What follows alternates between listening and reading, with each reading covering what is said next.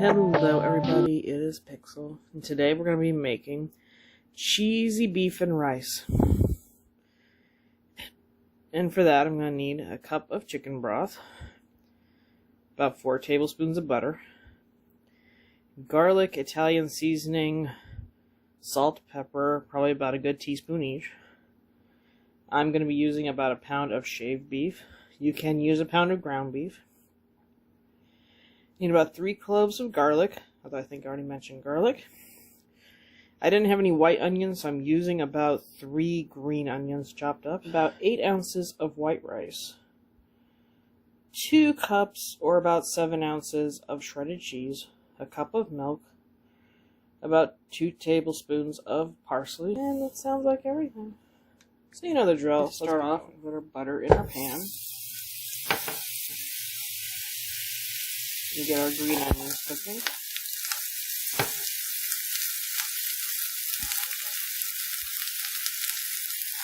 And the beef that you are using. Next I can add in my parsley, seasonings, garlic.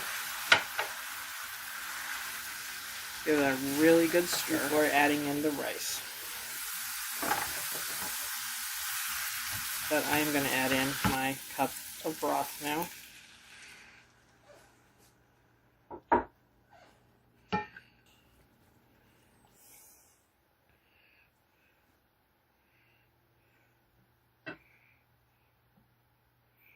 Okay, when our milk starts boiling in a separate saucepan, I've already put my Parmesan in, but I'm going to start adding in my cheese a little at a time till it makes a nice thick cheese sauce.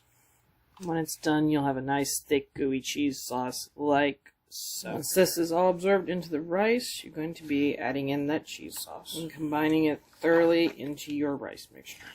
When it's all well combined, it'll look like this.